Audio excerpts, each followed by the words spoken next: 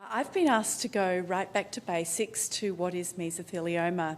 I know that some of you you'll have a very varied level of knowledge. Some of you will have done a lot of reading and others will be here for the first time.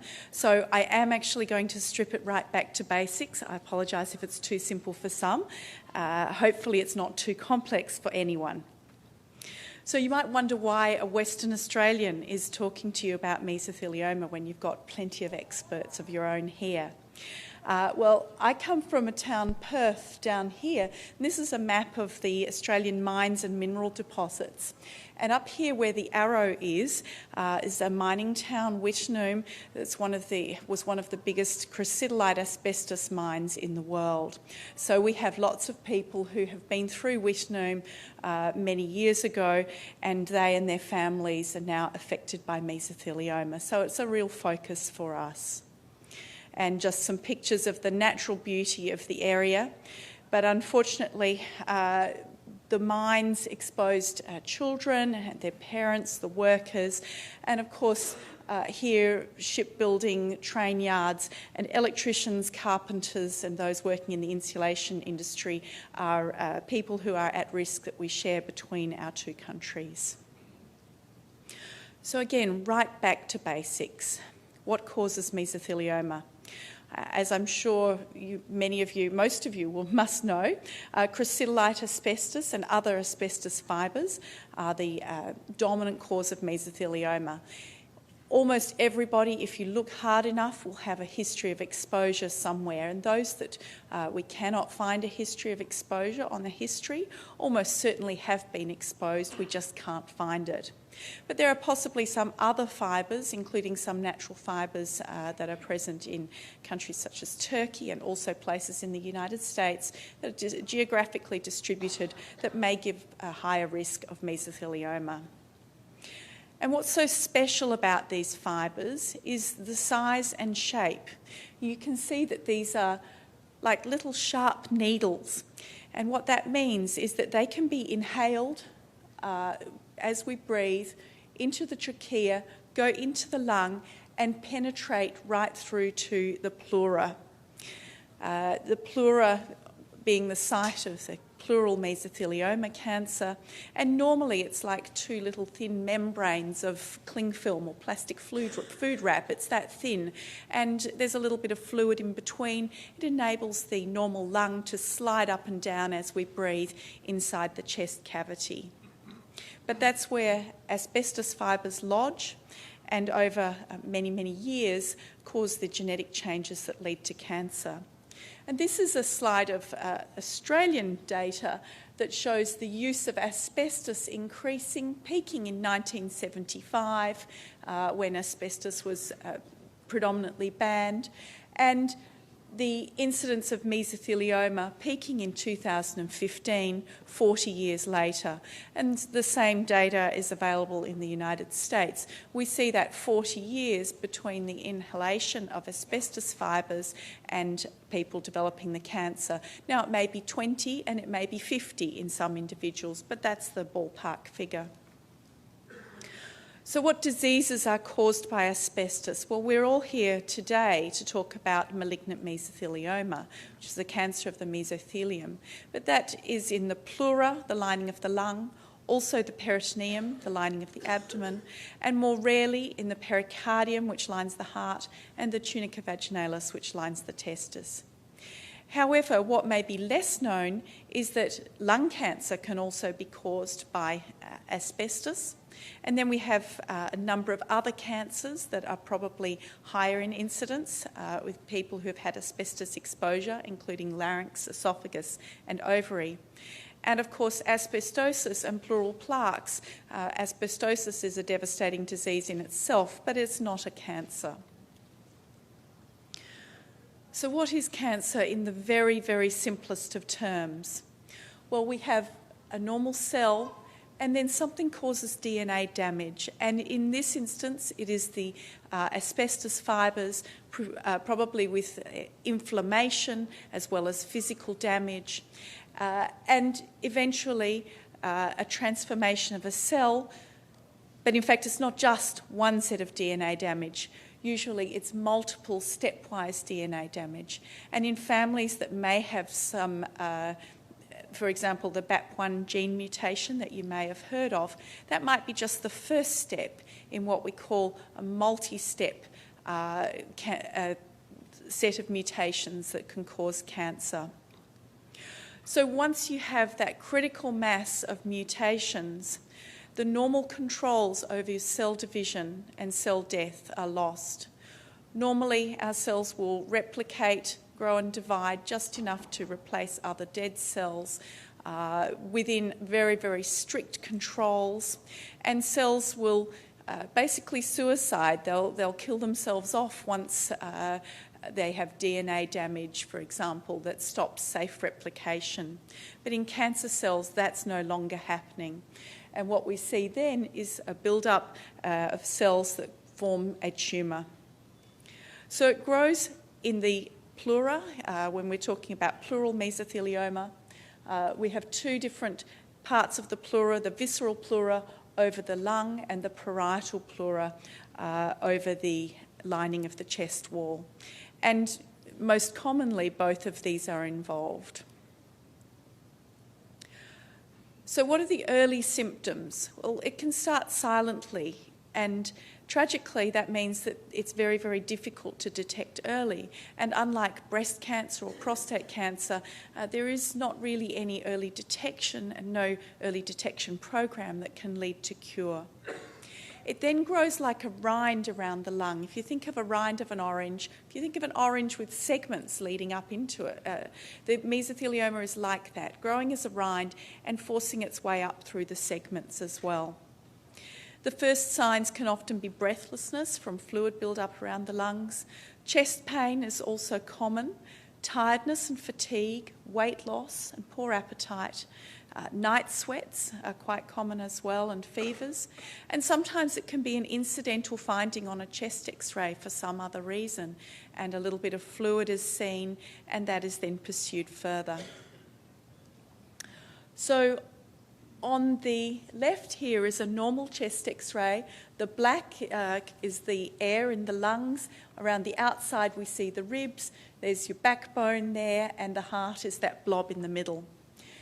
In somebody with mesothelioma, this is the left-hand side. We're still seeing the blob of the heart, but we're also seeing a lump on the side here on the pleura, and that's a tumour mass, and probably some fluid down the bottom. But that doesn't give us a very good picture. We can't see closely exactly what areas are involved, exactly how much tumour there is, whether it would be possible to have treatment or to measure chemotherapy, measure response to chemotherapy. And that's why we more commonly use CT scans. Now, if you think about this as crossways across a person, got the head out the back of the screen and tail leading in, legs leading into the auditorium. So this is the breastbone at the front, backbone at the back. The ribs are the little white bits coming around the outside, and in the middle is the heart and large blood vessels, and those black areas, that's air in the lungs. And this is a normal CT where you can see that there is nothing in between the white of the rib and the black of the lungs. This is a CT scan of someone with quite advanced mesothelioma. And what you see is that on the right side here, again thinking of your person with the head out the back and legs into the auditorium, this is actually the right-hand side and this is the left. So in between the white of the ribs and the black of the lungs, here we're seeing a thickness of tumour that's going all around, and that would go from the top to the bottom of the chest. And that's the sort of disease that we can see and measure when we're looking to see whether somebody is responding to chemotherapy treatment. So mesothelioma is diagnosed, we need a tissue biopsy. The chest x-ray or the CT scan, they're indicative of mesothelioma but not diagnostic. And then the next step may be to take fluid from around the lung. That can certainly give a very strong index of suspicion, and in some parts of the world can be diagnostic. And biopsy with CT scan or ultrasound localisation or a pleuroscopy, so a mini telescope, or even an open surgical biopsy to take numerous samples and get the diagnosis confirmed. Now, I do want to note that the diagnosis can be quite technically challenging, and sometimes underneath the microscope it's just not clear that something is a mesothelioma even though it's suspicious. So repeated attempts to confirm the diagnosis is not always a medical error. Now, let's hope this video works. This one does. The next one I think I have to get out of. This is a look down a telescope with thanks to my colleague Dr. Gary Lee. And this is the normal pleura. You can see the beating of the heart. These brown, purple lines are the ribs.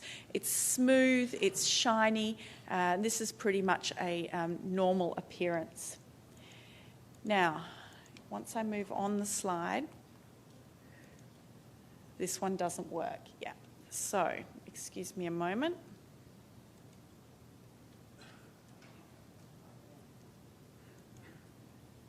Oh, wrong one.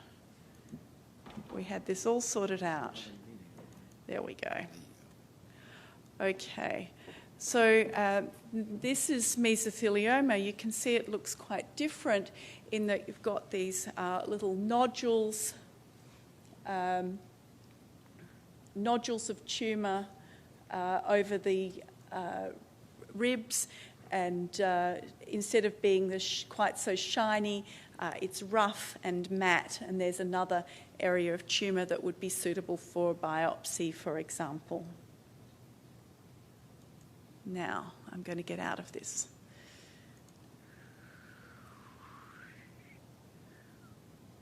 Okay.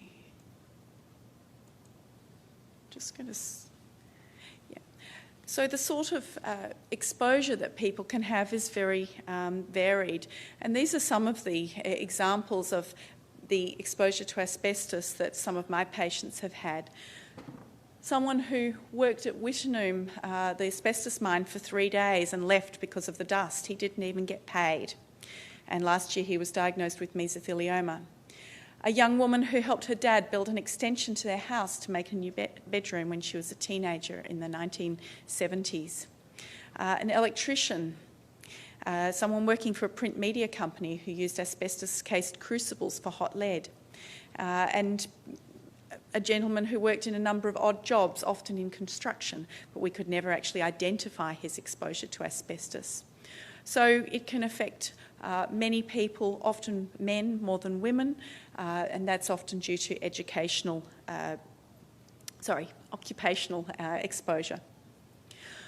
So when people talk about prognosis in mesothelioma, I don't want to go into any great detail here because I'm sure you've all been on the internet and seen all sorts of numbers.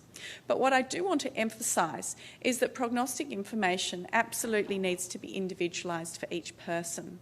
We have a world of difference between early disease that is found incidentally or due to a fluid collection, and that person may have minimal tumour, no symptoms, and treatment can be delayed or surgery offered.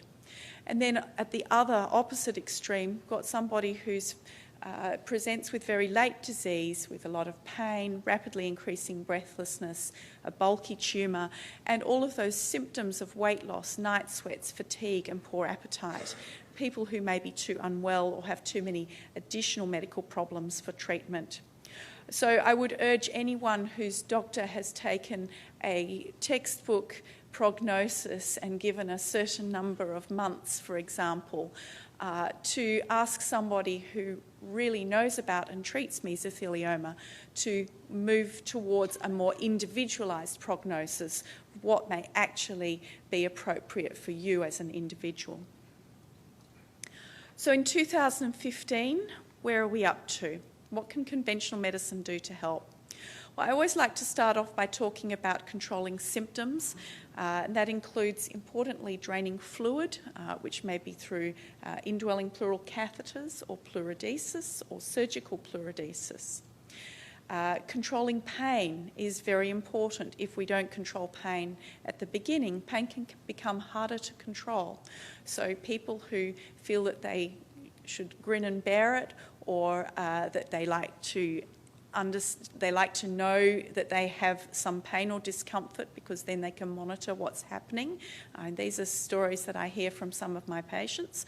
I like to encourage them to get good pain relief from the beginning.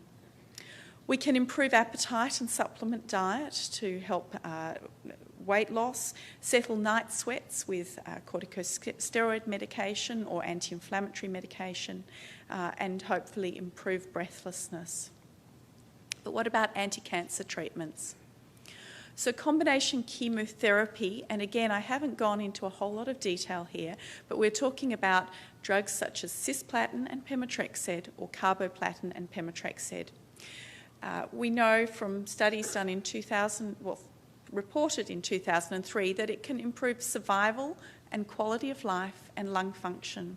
You may ask, how does chemotherapy improve quality of life? Well, if it is actually reducing tumour bulk and tumour symptoms, yes, it can improve quality of life. Clearly that's not in everybody, because it doesn't work in everybody. We need to do better, but we are still working with the same backbone of chemotherapy that we had in 2000 and 2004. Chemotherapy is not suitable for everybody, although the vast majority of people can have chemotherapy. It does have side effects, I don't need to tell anybody that.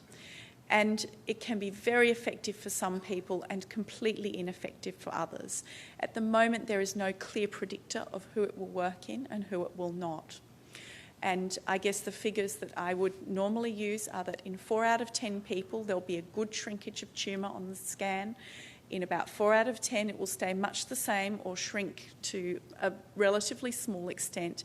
And in about another 2 out of 10 people, it will keep marching on regardless. And that's not because chemotherapy has made the cancer worse, it's because chemotherapy just didn't work in that cancer. We also use radiotherapy to improve painful areas or tumour masses on the chest wall. And surgery is offered in some circumstances and in some locations. It is controversial, so I'm actually not going to get into that debate at all today. I've already covered this, haven't I? Okay, just the points that I didn't cover. Treatment with chemotherapy is given every 3 weeks, generally for up to 6 treatments, because if we keep on after 6 treatments with the cisplatin or the carboplatin drug, some side effects build up, for example, nerve damage or deafness, and we don't want people to develop overwhelming side effects from chemotherapy when we can stop it, when we don't know that carrying on after 6 cycles actually gives people any better benefit. In terms of side effects, we're looking at nausea, but we do use anti-nausea medication, and in most people manage to control nausea very well. Tiredness and loss of appetite can be more difficult. Low blood counts are often a problem for the doctor to worry about, but rarely will cause problems in the individuals themselves that people will notice. Numbness and tingling in fingers and toes, and rash. The goal of treatment is to shrink the tumours, so we can see that same CT scan with the rind of tumour around, and that has shrunk to some extent in the right-hand side after 3 cycles of chemotherapy. That's a moderate response. It's not the best response, it's not the worst response that I've seen, but it's not good enough. Surgical treatment. The role of radical surgery hasn't been clearly proven. Experts are divided. There are many people who strongly advocate for surgery, and I think more work remains to be done. So I'm going to sit on the fence there. But what I would say is absolutely critical is the surgical expertise and the volume of surgery that people do. Even radical surgery is not generally considered curative, but surgery is usually partnered with chemotherapy and or radiotherapy. We certainly hope that in some people that these sorts of aggressive treatments can leave them in a very good position for a very long time. What about clinical trials? So Mary's already spoken at quite some length about clinical trials. I'm going to give a little bit more general overview. Clinical trials are research studies in which people help doctors find ways to improve health and cancer care by answering a scientific question. And it's one of the final stages of a long cancer research program. We're looking at cancer prevention, diagnosis and treatment, and we're looking at safety as well as whether or not it's effective. How many new drugs in clinical trials actually lead to new treatments? Well, there is a bit of a funnel here. So we've got discovery for agents that might look good in the laboratory, in animal testing, then going through to phase 1, which is the first point at which human volunteers might be involved. Still, even those drugs that make it through to phase 1 and then phase 2, often testing in more specific tumour type, a smaller number will make it through to routine clinical care. So why don't you just give the new drug to everybody? Well, what we say is, well, that would be like comparing apples with oranges. Early testing of new drugs may give over-optimistic results because people in early clinical trials tend to be younger and fitter and often do well. When we compare that with historical data and how the general population with mesothelioma may do, it might look as though people on that clinical trial did particularly well, when in fact, perhaps because they were younger and fitter, they would have done well anyway. So the best test for a new treatment is to compare it with an existing standard treatment. And that's what randomisation is all about. In that way, you're able to compare apples with apples by taking a population and randomly deciding whether they go into the group control that have standard treatment and the group that have the new investigational treatment. They may have one arm that contains a placebo drug, and that is something that looks like and is given in the same way as the drug that's being tested, usually with neither the doctor nor the person themselves knowing which they're on. And that's the best way to test results if they're really due to the drug rather than wishful thinking on the part of the doctor or the patient. In mesothelioma trials, usually placebo would only be used in a situation where people were having standard cisplatin and pemetrexed chemotherapy, for example, with or without a new drug in addition to that. But it's a long process. I'll run through that. Yeah. So just a little bit about evaluating the breakthroughs to finish up with. Every time something is reported in the media as a breakthrough, which is not clinically available, clearly it raises hopes for hundreds of patients and their families and raises many questions which they will bring back to their medical professionals. How can you understand what may be a real breakthrough? And what is credible information? Well, this is the medical research pyramid, a hierarchy of the quality and quantity of the studies that go on. Right down the bottom here, laboratory studies. Now, I'm not saying that the quality of these studies is not always high, but their applicability to the real life situation is certainly lower. Laboratory studies in test tubes, for example, animal models in mice, single cases of people that were treated with a drug, case series, a group of people that were treated with a drug. The quality goes up as you get to the pinnacle of a randomised controlled trial in understanding just how well that information might apply to the larger group of people, for example, with mesothelioma.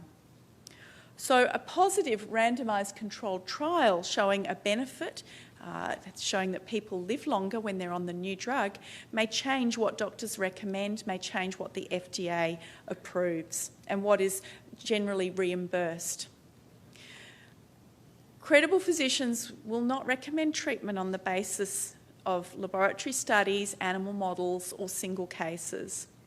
But what they should be doing at that point is looking at ways to further study that information, particularly through phase 1 clinical trials. And then things that reach phase 2 clinical trials often are promising, extremely promising, but the real benefit remains unproven, and that's why they're often only available on the clinical trial, not as standard treatment, until they've been proven to work in a randomised controlled trial. So what about personal experience? Everybody hears anecdotes. An anecdote can be extremely powerful in giving people hope for the future when they hear how well somebody else has done. This sometimes applies to the use of unconventional treatments as well. And it's important to remember that people who've done well or particularly badly on a treatment, whether that's conventional or unconventional, may have a disease that's different to you as an individual. It might be slow growing or fast growing, early or late, completely removed, or that person may be too unfit for treatment. And they may be doing both conventional and unconventional treatments together. People who attract media attention are often people who are very, very well, and with a long-standing diagnosis will embrace lifestyle and mind-body techniques as well as alternative medicine. There may be other factors to consider. At the moment, in 2015, there is a lot of hope for the future. Targeted therapy does need a target, and those breakthroughs need to come from the laboratory. And as you heard last night at the dinner, breakthroughs need funding. Laboratory work is costly, but that's where we're going to get the next win for mesothelioma. Immunotherapies have had enormous promise in other cancers, and chemotherapy, new drugs, old drugs used in different ways, it's hopefully on the way out, but not that that's probably at least 10 years away before we do away completely with chemotherapy.